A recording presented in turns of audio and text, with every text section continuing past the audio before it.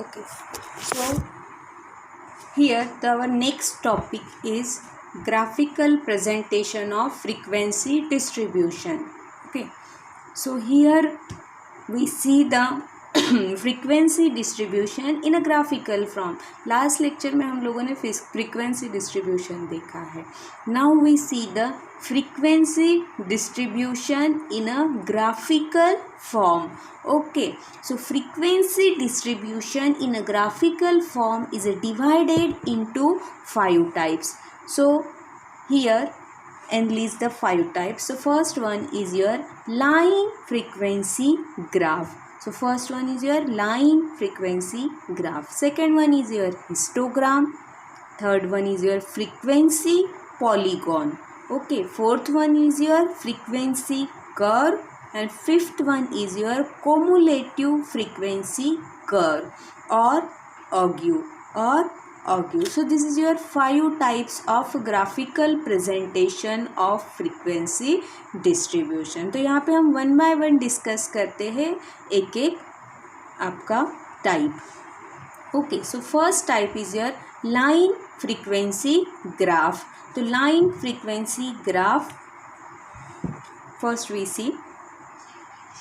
So what is line frequency graph? So the line frequency graph is used to depict a discrete data. If you got a data in a discrete form, then you have to draw the graph in the form of a line frequency graph. ऐसे आपको questions में भी दिया रहेगा कि draw the line frequency graph and the data is given in the form of a discrete data.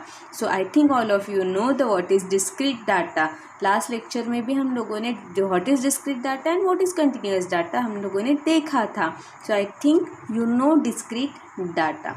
ठीक है, तो डिस्क्रीट डाटा है तो हमको लाइन फ्रीक्वेंसी ग्राफ ड्रॉ करना होता है. ठीक है, so in this graph the size is depicted on the X axis and the frequencies on the y-axis. The size is depicted on x-axis means जो भी variables रहेंगे, जो भी आपके वेरिएबल्स रहेंगे आपको एक्स एक्सिस पे दिखाना है, एंड जो भी फ्रीक्वेंसीज रहेंगी आपको वाई एक्सिस पे दिखाना है. ठीक है, एंड ड्रॉ द ग्राफ. ठीक है, एंड देन आपको ग्राफ ड्रॉ करना है गिवन डेटा का. अब आप ग्राफ कैसे ड्रॉ करोगे? ठीक है, इसमें आपको क्या ध्यान में रखना है कि लाइन फ्रीक्वेंसी ग्राफ आपको डिस्क्रीट डाटा के लिए ड्रॉ करना होता है जिसपे वेरिएबल्स आपके एक्स एक्सिस पे रहेंगे एंड फ्रीक्वेंसीज आपकी वाई एक्सिस पे रहेंगी. अब ये ग्राफ कैसे होता है और ड्रॉ कैसे करते हैं वो हम लोग यहाँ पे देखते हैं. सो ये देखने के लिए हम लोग लेते हैं example. Okay, so first here we see the one example. ठीक है,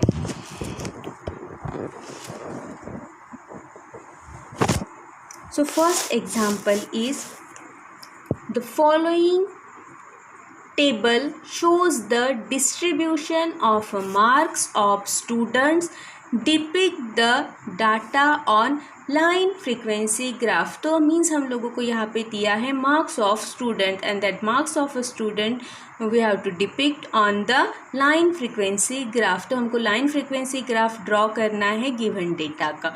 तो हमको डाटा में क्या दिया है? Marks and number of students. Marks हमको क्या दिए हैं? 0, 10, 20, 30, 40, 50. सो marks is your variable. Okay, frequency means 0 number कितने लोगों को मिले हैं, 10 नंबर कितने लोगों को मिले हैं, 20 नंबर कितने लोगों को मिले हैं, 30 कितने को मिले, 40 कितने को, 50 कितने को. तो कितने को means there is the frequency, means number of student is your frequency. ठीक है, तो this is our next column is for the frequency. अब हमको यहाँ पे डेटा मिल गया है, what is variable, what is frequency हमको मिल गए है, और हमको क्वेश्चन से पता चल गया है कि लाइन फ्रीक्वेंसी ग्राफ हमको ड्रॉ करना है.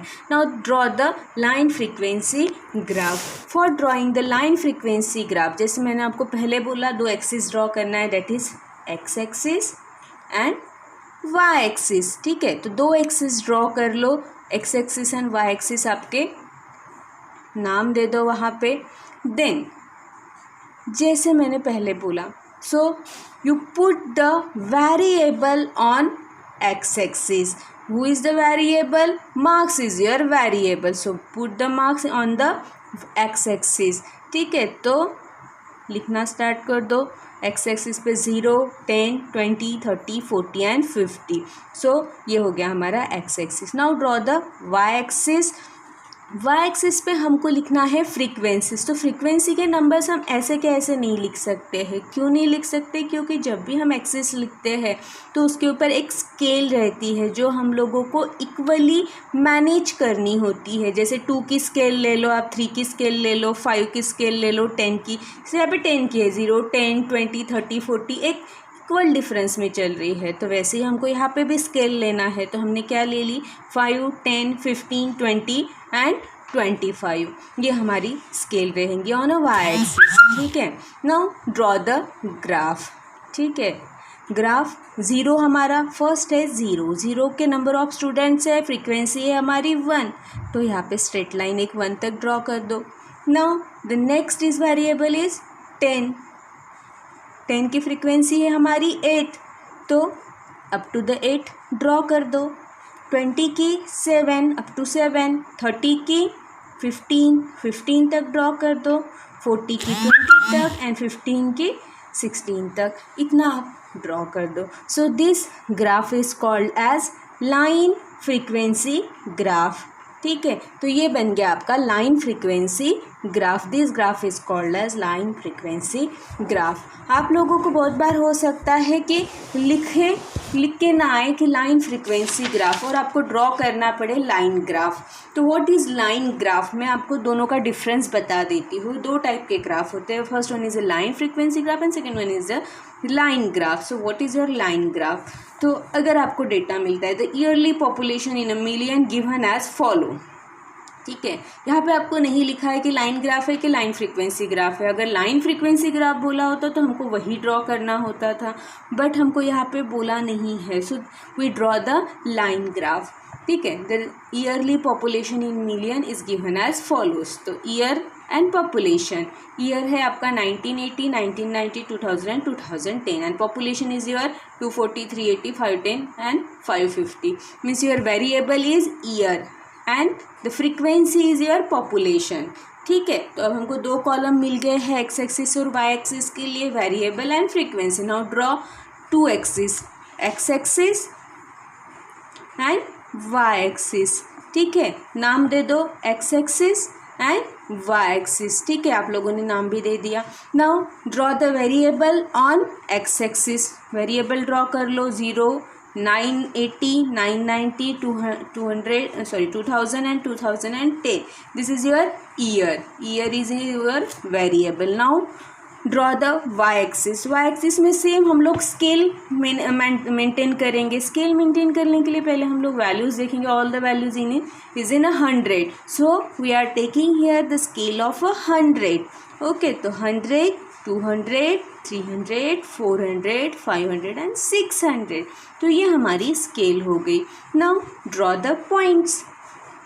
तो पॉइंट्स ड्रॉ करने के लिए 980 का 240, 990 का 380, 2000 का 410 एंड 210 का 550।